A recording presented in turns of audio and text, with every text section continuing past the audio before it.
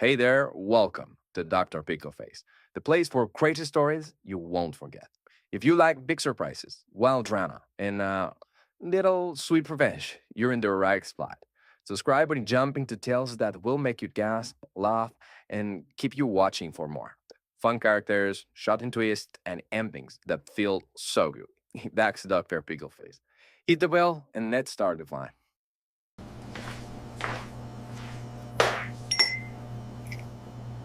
Where'd that come from? The sapphire bracelet caught the morning light like a wound that wouldn't heal. Caroline held it up to her wrist, admiring how it made her skin look porcelain perfect, while I stood in our kitchen doorway watching her transform into someone I didn't recognize. "Where'd that come from?" I asked, sipping coffee that had gone cold 20 minutes ago. She didn't look up from the mirror. "Mrs. Patterson gave it to me." Sweet old thing said I reminded her of her granddaughter. Must be some granddaughter. Caroline finally met my eyes in the reflection. "Don't be like that, Zach. You know how attached they get." It makes them happy to give gifts. I knew the routine. Caroline worked at Silver Birch Retirement Estate, had for 3 years now. She'd come home with stories about the residents, lonely old folks who saw her as the daughter they never had or lost touch with. Sometimes they'd slip her a 20 or a piece of costume jewelry. Never anything like this. "That's not costume," I said. "What's that supposed to mean?" "Nothing, just looks expensive." She turned around, and for a split second, something flickered across her face, something cold. Then it was gone, replaced by that patient smile she used when she thought I was being unreasonable. "You're overthinking things again," she said, kissing my cheek as she headed for the door. "I'm pulling a double today. Don't wait up." I watched her drive away in our Honda, the same car we'd bought together 5 years ago when we still talked about having kids and buying a bigger house, back when her smile reached her eyes. The credit card statement arrived on a Tuesday. I usually let Caroline handle the bills. She was better with numbers, more organized. But she'd been working late every night that week, and the envelope was already open on the counter when I got home from inspecting a job site. $2,847.50 at Goldstein and Associates Fine Jewelry.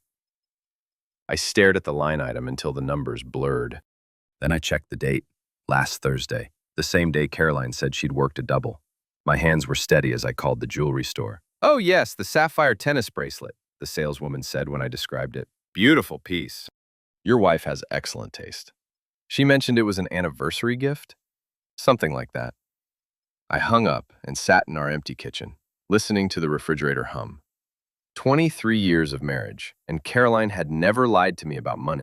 Never lied about anything as far as I knew. I pulled up our bank account on my phone. The joint checking showed the charge, clear as day, but there was something else, cash withdrawals I didn't remember making. Small amounts, spread out over the past month, 200 here, 300 there. When Caroline came home that night, I was waiting in the living room with the statement in my lap. "We need to talk," I said. She paused in the doorway, still in her scrubs, that bracelet catching the lamplight. "About what?" I held up the paper. "About this." For a moment, she just stood there. Then she laughed, but it sounded wrong, too high, too quick. "Oh, that. I was going to tell you. Mrs. Patterson insisted on reimbursing me for the bracelet. She felt guilty about giving away something so valuable, wanted to make sure I could afford to keep it properly insured." "She reimbursed you $3,000? Well, not exactly $3,000. Close to it." "Where's the money?" "What do you mean?"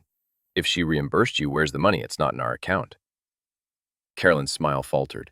"I put it in savings, the emergency fund." I pulled up our savings account. No deposits in the last 3 months. "Which savings account?"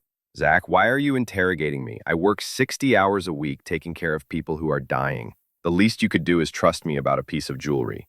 She was good. Turning it around, making me the bad guy. But I'd been married to her long enough to know when she was deflecting. "I do trust you," I said. "That's why I'm confused." She sat down next to me, took my hand. Her fingers were cold. "I opened a separate account," she said, "for surprise expenses, Christmas gifts, things like that. I wanted to keep it secret so you wouldn't worry about the money." "What bank?" "Does it matter?" "It does to me." Something hardened in her eyes. "You know what? I'm tired. I just spent 12 hours watching people die, and I come home to you treating me like a criminal. We'll talk about this tomorrow." She went upstairs. I heard the shower run, then the bedroom door close. When I tried the handle an hour later, it was locked. I bought the GPS tracker online, had it shipped to my work address. The device was smaller than a pack of gum, magnetic, with a battery that lasted 2 weeks. The kind of thing suspicious husbands use to catch cheating wives. I wasn't that kind of husband. At least I didn't think I was. But I was the kind of husband who'd noticed his wife leaving the house at different times than she claimed, coming home with stories that didn't quite add up, spending money that seemed to disappear into thin air. I installed the tracker under Caroline's car on a Saturday morning while she was in the shower. Took less than 5 minutes. The app on my phone showed a little blue dot moving through our neighborhood. Normal route to Silver Birch, normal arrival time. I felt like an idiot. Until Tuesday. Caroline left the house at noon, said she was covering for a sick colleague. The blue dot headed towards Silver Birch, then veered off toward the expensive part of town, Beacon Hill, where the old money lived in houses that cost more than I'd make in 10 years. The dot stopped at 447 Marlborough Street. I knew that address. I'd inspected the building permits there 6 months ago. Luxury condos, the kind with doormen and marble lobbies and monthly fees that cost more than most people's rent. I drove over in my work truck, parked across the street. Caroline's Honda was in visitor parking. I waited. 40 minutes later, she came out of the building with a man I'd never seen before. Tall, dark hair, expensive suit. He was younger than me, maybe mid-30s, with the kind of easy confidence that came from never worrying about money. He kissed her goodbye. Not a friendly peck on the cheek, a real kiss, the kind that said they'd been practicing. I took pictures with my phone until they separated. Caroline got in her car and drove away. The man stood on the sidewalk for a moment, checking his phone, then disappeared back into the building. I sat in my truck until my hands stopped shaking. The man's name was Bryce Delaney. It took me 3 days of digging to find that out, but once I had a name, the rest came easy. Public records, social media, newspaper articles about charity events. Bryce Delaney, 35, heir to Delaney Construction, one of the biggest development companies in the state. His family had built half the high-rises in downtown Boston. He lived in a penthouse, drove a Tesla, and dated models half his age. At least that's what he did before he started dating my wife. I found their connection through Silver Birch. Delaney Construction had done renovation work on the facility 2 years ago. That's probably where they met. Caroline charming him with her sweet nurse routine, him seeing an opportunity for something on the side. But it was more than just an affair. The cash withdrawals from our account, the jewelry, the lies about overtime. Caroline was spending money she didn't have to keep up with Bryce's lifestyle. I needed to know how deep this went. Martin Cho owed me a favor. We'd gone to high school together, stayed in touch over the years. He worked IT for Silver Birch, had access to employee records, financial systems, things I couldn't get to on my own. I called him on a Thursday afternoon. I need help with something, I said. It's about Caroline. Everything okay? No, everything's not okay. We met at a bar downtown, one of those dark places where you could talk without being overheard. Martin looked the same as he had in high school. Thin, nervous, the kind of guy who fixed computers and avoided confrontation. What's going on? He asked. I told him everything. The jewelry, the credit card charges, the man in the expensive suit. Martin listened without interrupting, occasionally nodding like he'd been expecting this conversation. I wondered, he said when I finished. Caroline's been accessing patient files she shouldn't have. Rich patients, mostly. Families with money. What kind of access? Financial information, insurance records, contact details for family members. I flagged it for my supervisor, but nothing came of it. Why not? Martin shrugged. Caroline's popular with the residents. Administration doesn't want to rock the boat unless they have to. Can you get me specifics? That would be... Martin, please. He was quiet for a long moment, staring into his beer. I'll see what I can do, he said. The files Martin gave me painted a picture I didn't want to see.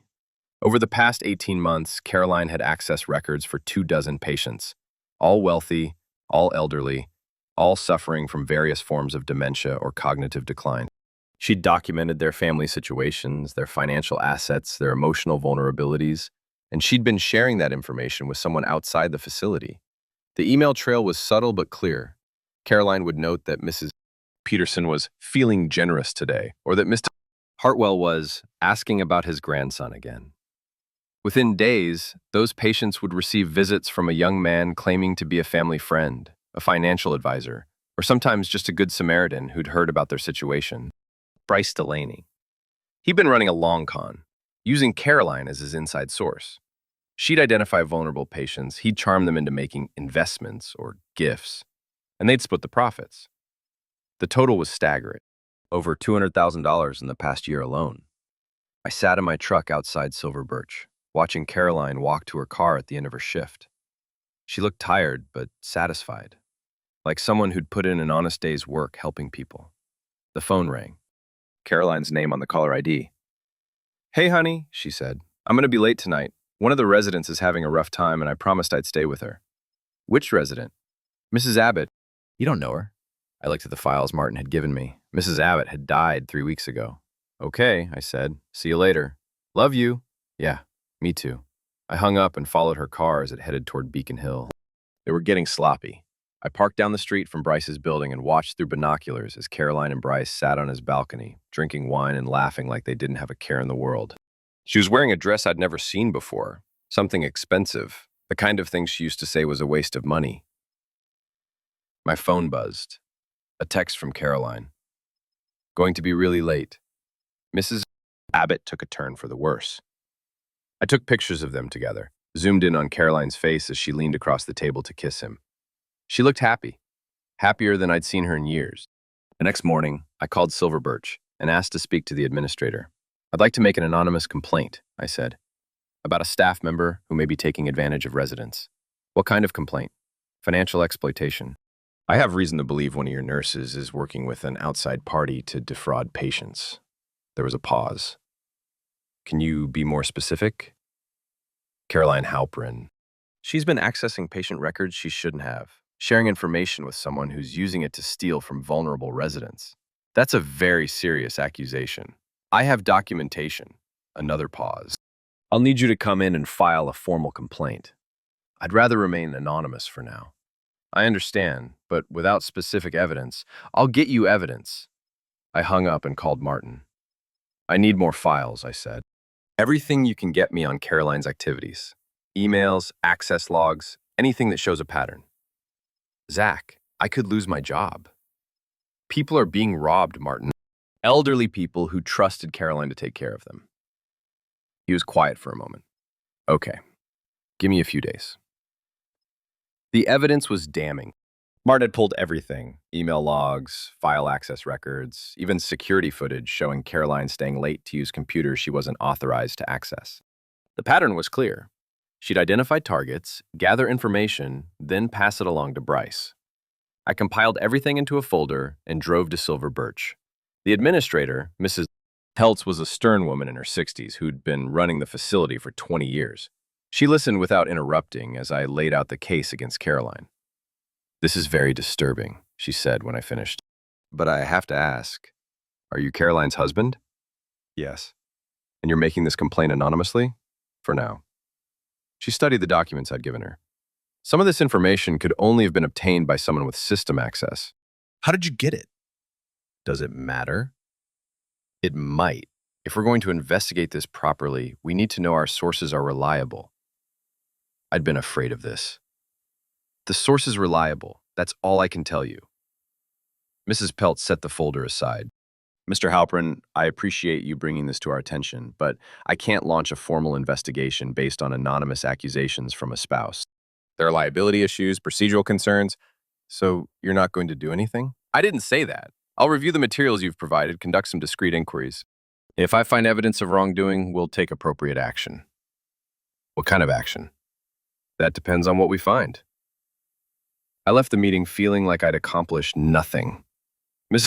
Peltz was a bureaucrat, more concerned with protecting the facility than protecting the residents. She'd drag her feet, give Caroline time to cover her tracks, maybe transfer to another facility before any real consequences caught up with her. I needed a different approach. Bryce Delaney lived alone in a penthouse worth more than most people's retirement savings. The building had security, but I'd learned a few things about getting into places I wasn't supposed to be during my years as a building inspector.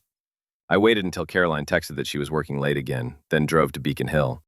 The service entrance was around back, protected by a lock that took me less than 2 minutes to pick. The penthouse elevator required a key card, but the emergency stairs worked just fine. 20 floors up, I was breathing hard but determined. Bryce's front door had a fancy electronic lock, the kind that rich people bought to feel safe, the kind that didn't work when someone cut the power cable running to it. Inside, the apartment was everything I'd expected. Expensive furniture, modern art, floor-to-ceiling windows with a view of the harbor. The kind of place that screamed money, but felt cold, impersonal. I found what I was looking for in Bryce's home office. Financial records, investment portfolios, bank statements, and a file cabinet filled with documents related to Silver Birch patients. Names, addresses, medical conditions, family contact information. Some of the files had notations in Caroline's handwriting, but there was more. Bryce wasn't just running a con on elderly patients. He was laundering money for some very dangerous people. Bank transfers from offshore accounts, payments to shell companies, receipts for cash transactions that added up to millions of dollars. I photographed everything, uploaded it to a secure cloud account, then put everything back exactly where I'd found it. As I was preparing to leave, I heard the elevator ding. Voices in the hallway. Caroline's laugh. Then Bryce's deeper voice responding to something she'd said. They were coming back early. I looked around frantically for another way out. The apartment was on the 20th floor. Jumping wasn't an option. The emergency stairs were in the opposite direction from the elevator, but I'd have to cross the open living area to reach them. The key card reader beeped. The front door started to open. I made it to the stairwell just as Caroline and Bryce entered the apartment. Through the crack in the door, I could see them kissing in the entryway, Caroline's hands already working at Bryce's shirt buttons. They moved toward the bedroom, and I slipped out of the stairwell, down 20 flights of stairs, and out into the night. My heart didn't stop pounding until I was home. Caroline was already in bed when I got home, pretending to be asleep. I could tell she was faking. Her breathing was too controlled, too regular. She was waiting to see if I'd say something about her being home early. I didn't give her the satisfaction. Instead, I went to my workshop in the basement and started going through the photos I'd taken at Bryce's apartment. The financial records painted a picture of a man in deep trouble with the wrong people. The money laundering scheme was sophisticated, but it was also desperate. The kind of thing someone did when they owed debts they couldn't pay through legitimate means. Bryce was using the Silver Birch Con to fund his other activities, and Caroline was helping him steal from vulnerable old people to pay off his criminal associates. I printed out the most damaging documents and put them in a manila envelope. Then I drafted a letter. Mr. Delaney, I know what you and Caroline Halpern have been doing at Silver Birch. I have documentation of your financial exploitation of elderly residents, as well as evidence of your money laundering activities. You have 48 hours to transfer $50,000 to the account number below, or I'll turn everything over to the FBI. A concerned citizen, I wasn't really interested in the money, but I wanted to see how Bryce would react when his world started falling apart. I mailed the letter that night. Bryce's response came faster than I'd expected. 2 days after I mailed the letter, a man showed up at my worksite. Big guy, looked like he'd spent time in prison, with the kind of facial scars that came from fighting with people who fought back. You Zach Halpern? He asked. Depends who's asking. Name's Maurice. Friends call me Mo. You been sending letters to people you shouldn't be sending letters to? I set down my clipboard and turned to face him. I don't know what you're talking about. Sure you don't. Mo stepped closer, invading my personal space. See, my friend Bryce is real upset about some accusations you've been making. Thinks maybe you got the wrong idea about him and your wife. My wife? Pretty lady, real sweet. Be a shame if something happened to her on account of you not minding your own business. That's when I knew Mo had made a mistake. He'd just threatened Caroline, which meant he didn't know I was the one who'd sent the letter. Bryce suspected someone was blackmailing him, but he didn't know it was me. You need to leave, I said. I'll leave when I'm ready to leave. Mo's hand moved to his jacket pocket. See, Bryce wants to make sure you understand the situation. Your wife's been very helpful to him, very cooperative, and he'd hate for that relationship to get complicated by someone poking around where they don't belong. I looked around the construction site. My crew was working about 50 yards away, close enough to help if things went bad, far enough away that they wouldn't hear everything Mo was saying. How much does Bryce owe? I asked. Mo's expression flickered. What? The money laundering operation, the offshore accounts. How much does he owe the people he's been stealing from? Now Mo looked confused. You don't know what you're talking about. $2.3 million, according to the records I photographed in his apartment. Must be hard to pay that back on a construction executive's salary, even with the silver birch money coming in. Mo's hand was definitely on a weapon now. You're making a big mistake. The mistake was threatening my wife. I hit him with a pipe wrench I'd been holding behind my back. Caught him right in the solar plexus, doubled him over, then brought the wrench down on his wrist as he tried to pull whatever he had in his pocket. Something clattered to the ground, a gun. Mo was on his knees, clutching his broken wrist and gasping for air. I picked up the gun and pointed it at his head. Here's what's going to happen, I said. You're going to call Bryce and tell him the blackmail threat is off. Then you're going to disappear, and if I ever see you again, I'll kill you. Mo nodded, still struggling to breathe. And Mo, if anything happens to my wife, anything at all, I'll hunt you down and feed you to the harbor fish. We clear? He nodded again. I kept the gun and let him stumble away. Then I called Martin. I need those silver birch files again, I said. All of them, and I need them tonight. The plan was simple. I'd spent my career dealing with bureaucrats, politicians, and business executives who thought they could cut corners and pay their way out of trouble. The key was hitting them where it hurt most, the reputation. I compiled everything into a comprehensive package. Caroline's patient exploitation, Bryce's money laundering, the connection between them, and the evidence of Mo's threats. Then I made copies and sent them to everyone who mattered. The FBI's Financial Crimes Unit got the money laundering evidence. The State Attorney General got the elder abuse documentation. The Silver Birch Board of Directors got everything.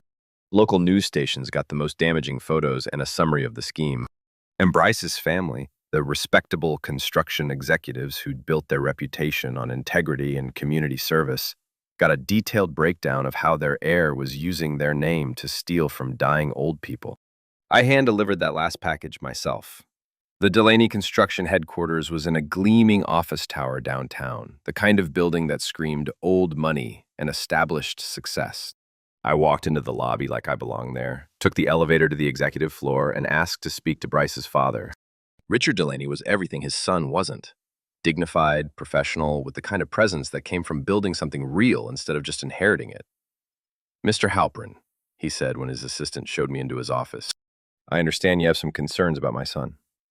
I handed him the folder. I think you should see this. He read through the documents in silence, his expression growing darker with each page. When he finished, he set the folder aside and looked at me with something that might have been respect. This is very disturbing, he said. It's all documented, bank records, emails, surveillance photos.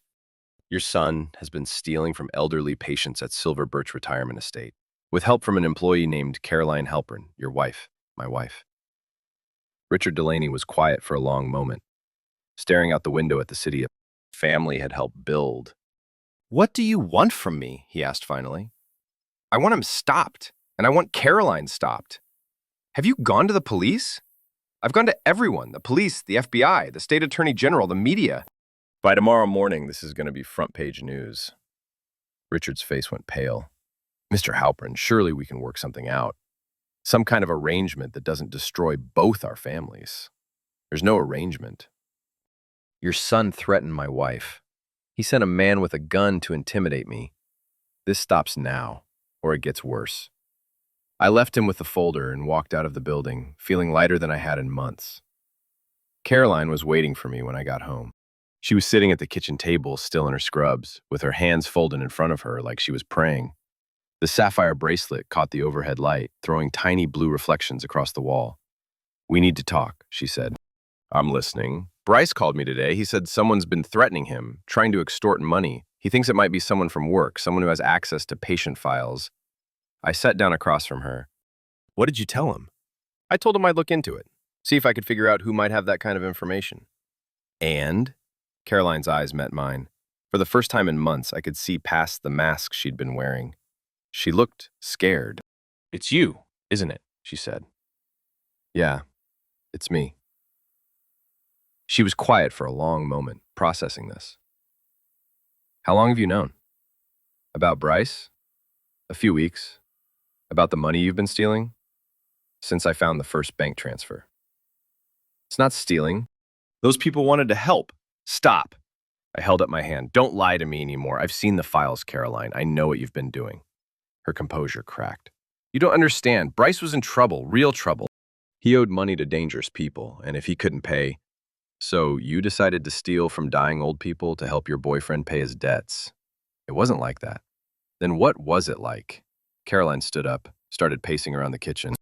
It started small, just little gifts, things they wanted to give anyway. But then Bryce needed more, and those people have so much money just sitting there, and they're going to die anyway. Listen to yourself. You're talking about human beings like their bank accounts. They are lonely and forgotten, and I made their last days better. I was the only person who cared about them. You cared about their money. She stopped pacing, turned to face me. What do you want, Zach? Money? I can get you money. I want you gone. The words hung in the air between us. Caroline stared at me like I'd slapped her. Gone? Out of this house. Tonight.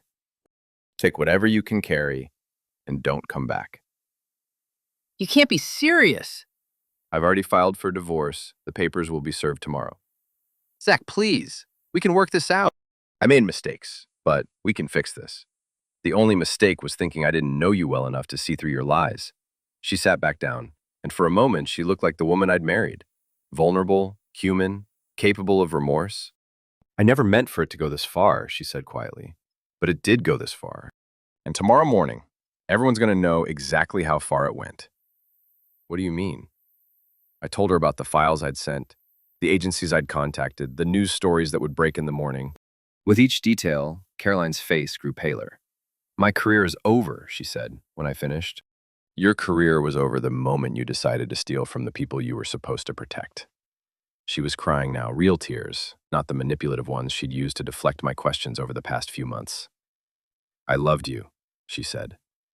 No. You loved what I represented. Stability, security, someone who wouldn't ask too many questions.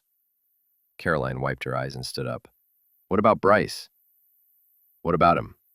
Will he be arrested? Probably.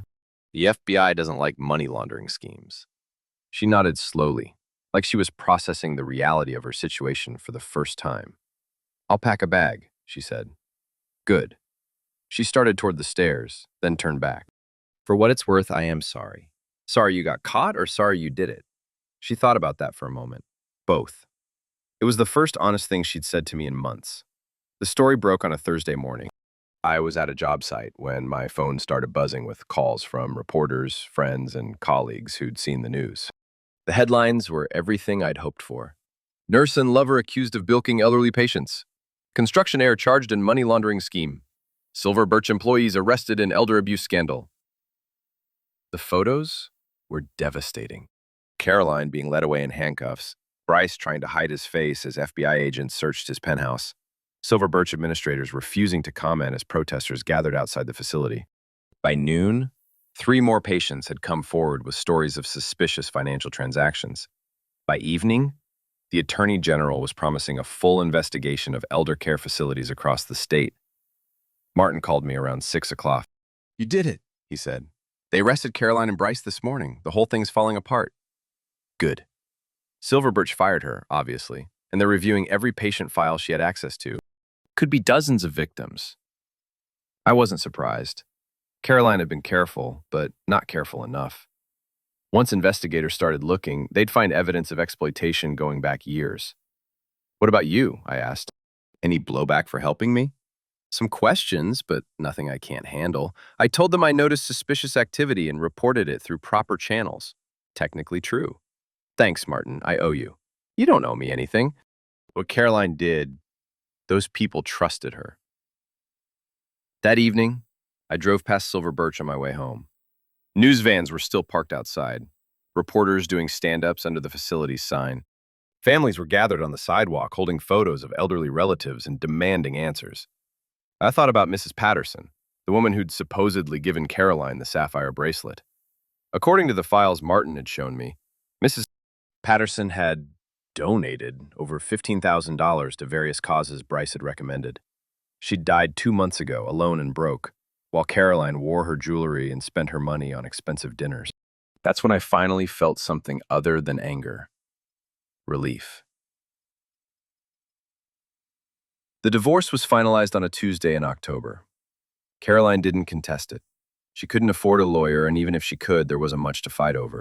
The house, the cars, our savings, everything we built together was tainted by the money she'd stolen. I sold the house and moved to a smaller place across town. Kept my job, though some clients were skittish about hiring the guy whose wife had been on the front page for elder abuse. Most people understood I'd been a victim too, but there were always whispers, always questions about what I'd known and when I'd known it. Caroline pleaded guilty to multiple counts of financial exploitation and was sentenced to 4 years in state prison. The judge called her actions a profound betrayal of trust and noted that her victims were among society's most vulnerable members. Bryce got 12 years in federal prison for money laundering, tax evasion, and racketeering. His family's construction company collapsed within 6 months, destroyed by the scandal and the FBI investigation that followed. Mo, the enforcer who'd threatened me, disappeared completely. Word was he'd fled the state to avoid testifying against his former associates. I kept the gun. 6 months after the divorce, I was rebuilding my life one day at a time. The anger had faded, replaced by something harder to define. Not happiness exactly, but a kind of peace that came from knowing the truth. Caroline had made her choices, faced the consequences, and now we could both move on. I was dating again. Nothing serious, just dinner with a teacher named Susan who didn't ask too many questions about my past. She knew about Caroline, of course. Everyone in town knew about Caroline. But Susan seemed to understand that I was more than just the man who'd been married to a criminal. Work was picking up. The scandal had actually helped my reputation in some circles. Clients liked the idea of hiring an inspector who'd exposed corruption, who couldn't be bought or intimidated. I'd started volunteering at a different retirement home across town, helping with maintenance work and spending time with residents who reminded me why Caroline's crimes had been so devastating. These were people who'd worked their whole lives, raised families, contributed to their communities. They deserved better than to be seen as marks in someone else's con game. Life was good. Not perfect, but good enough. Then the letter arrived.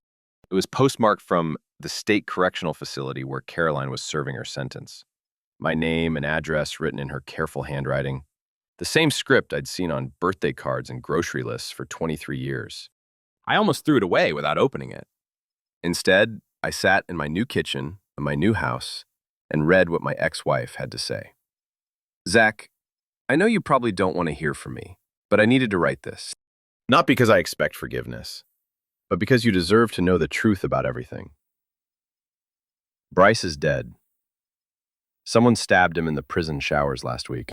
Word is it was connected to the money he owed, the people he couldn't pay back even from prison. I'm not writing to make you feel bad for him. He made his choices, same as I did. But his death got me thinking about what I put you through and what you must have felt when you figured out what I was doing. The truth is, I knew you were watching me toward the end. I could feel it. The way you'd look at me when you thought I wasn't paying attention. The questions that seemed casual but weren't. Part of me was relieved when it all came out. Living with that secret was killing me. I won't insult you by saying I'm sorry again. Sorry doesn't bring back the money those people lost or undo the humiliation I put you through. But I want you to know that I think about Mrs. Patterson every day, and Mr. Hartwell, and all the others. I tell myself they were lonely, that I made their last days brighter. But that's not true, is it? I made myself feel better about stealing from them by pretending I was their friend. They trusted me, and I betrayed that trust for money and excitement, and the feeling of being important to someone like Bryce. The other inmates here know what I did. They don't like people who hurt old folks. Prison has its own justice system, and I'm learning that every day. I hope you're happy, Zach. I hope you found someone who deserves you. You were a good husband, and I was a terrible wife. Caroline. P.S. There's something else you should know. Bryce wasn't the only one. Before him, there was a doctor at Silver Birch who helped me access patient records. Before that, a lawyer who helped me forge some documents. I've been doing this longer than you know. The sapphire bracelet wasn't the beginning. It was just when I got careless. I read the letter 3 times, then folded it and put it in my desk drawer. Caroline was right about one thing. I was happy. Not the desperate, grasping happiness she pursued with Bryce, but something quieter and more sustainable. The happiness that came from sleeping well at night, from looking at myself in the mirror without shame, from building something real instead of stealing from others. I thought about writing back, but what would be the point? Caroline was living with the consequences of her choices, same as I was living with mine. The difference was that my choices had been about seeking truth and justice. Hers had been about deception and greed. Some bridges, once burned, couldn't be rebuilt. The next morning, I got a call from Mrs. Peltz at Silver Birch. "Mr. Halpern," she said, "I wanted to thank you again for bringing the Caroline Halpern situation to our attention. The investigation is finally complete, and we've identified 43 victims of the scheme. How much money? Over $400,000, spanning 3 years. Some of the patients' families are pursuing civil suits, but most of the money is gone." I wasn't surprised. Bryce had spent it on his lifestyle, his debts, his desperate attempts to stay ahead of the people he owed. Caroline had spent it on clothes and jewelry and the fantasy of being someone she wasn't. "There's something else," Mrs. Peltz continued. "We're implementing new safeguards to prevent this kind of abuse in the future. Stricter oversight of employee access to patient records, mandatory reporting of gifts over a certain value, regular audits of financial activities. We'd like to name the new protocols after you, if that's acceptable." I appreciate the thought, but no, name them after the victims. Mrs. Patterson, Mr. Hartwell, the others. They're the ones who deserve to be remembered. That's very generous of you. It's not generous, it's right. After I hung up, I drove to the cemetery where Mrs. Patterson was buried. I'd found her grave months ago during one of my attempts to understand the scope of Caroline's betrayal. The headstone was simple. Eleanor Patterson, beloved mother and grandmother, 1934 to 2023. I stood there for a while, thinking about the woman who'd trusted my wife, who'd given away a valuable bracelet because she thought Caroline reminded her of family. She died alone and broke, her generosity exploited by people who saw her as nothing more than a source of income. "I'm sorry," I said to the headstone. "I'm sorry I didn't figure it out sooner." The wind picked up, rustling the leaves on the oak tree that shaded Eleanor Patterson's grave. I took that as acknowledgement and walked back to my truck. 3 years later, I was finishing up an inspection job when my phone rang. Unknown number, but I answered anyway. "Mr. Halpern, this is Detective Sarah Mills with the State Police. I was hoping we could talk." "About what?" "Your ex-wife, Caroline. We have some questions about her activities before the Silver Birch case." I pulled over to the side of the road. "What kind of activities?" "We're investigating similar schemes at other facilities. Elderly patients being defrauded, employees sharing information with outside parties. Caroline's name has come up in connection with at least 3 other cases." I thought about the postscript to Caroline's letter, her admission that the Silver Birch scheme wasn't her first. "How far back are we talking?" "Possibly 5 years. We're still putting together the timeline." "And you want me to help?" "If you're willing. You have insight into Caroline's methods, her psychology. And frankly, you're the only person who is close to her who isn't currently in prison or dead." I agreed to meet Detective Mills the next day. Not because I felt any obligation to Caroline, but because there might be other victims who deserved justice. Other families who'd been destroyed by her greed. As I drove home that evening, I thought about the choices that had brought me to this point. I could have ignored the sapphire bracelet, pretended not to see the credit card charges, convinced myself that Caroline's explanations made sense. I could have been the kind of husband who looked the other way as long as his own life remained comfortable. Instead, I'd chosen truth over comfort, justice over peace. It had cost me my marriage, my house, and years of my life dealing with the aftermath of Caroline's crimes. But it had also given me something more valuable, the ability to sleep at night, knowing I'd done the right thing. That evening, I opened my desk drawer and took out Caroline's letter. I read it one more time, then walked outside and fed it to the fire barrel behind my garage. Some stories needed to end with fire. The end.